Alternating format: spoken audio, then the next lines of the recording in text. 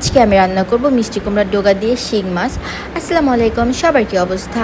অনেক দিন পর আমি বাবার বাড়ি গিয়েছিলাম। সেই লাস্ট গিয়েছিলাম রোজার ঈদের সময়, তারপর আর যাওয়া হয়নি। তো আম্মা আব্বা দেন সবাই কলও দিচ্ছিল, কাজিন কেন যাচ্ছি না। তারপর একদিন ছিলাম।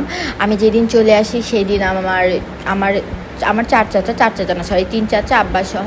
তো আমার বড় আম্মা, আমার মেঝো চাচি, সেজো চাচি সবাই আমার জন্য অনেক কিছু দিয়ে দিয়েছে যখন আমি চলে আসি। আমার মেঝো চাচি হচ্ছে তার গাছের মিষ্টি কুমড়ার ডোগা আমারগুলো অনেকগুলো আমার জন্য নিয়ে আসছিল, কারণ আমি শাকটা একটু পছন্দ করি। তো আনার পরে ওইগুলো প্যাকেট করে নিয়ে আসছে। তারপর চাল কুমড়ার পাতা নিয়ে আসছে, পাতার বড়া খাওয়ার জন্য অনেক কিছু দিয়েছে।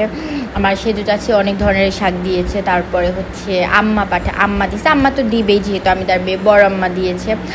তো আজকে আসার পরে কি করলাম যে কি রান্না করব, তো মেজো চাচির শাকটাই রান্না করলাম, কারণ এটা একদম ফ্রেশ ছিল আর গাছে থেকে একদম সাথে সাথে কেটে আমাকে দিয়েছিল। তারপরে বলতেছিল আরও লাগবে কিনা, আমি বলছি না আর লাগবে না, কারণ এগুলো তো আমার নিয়েও আসতে হবে। আর তরকারিটা অনেক বেশি মজা হবে এটা আমি জানি।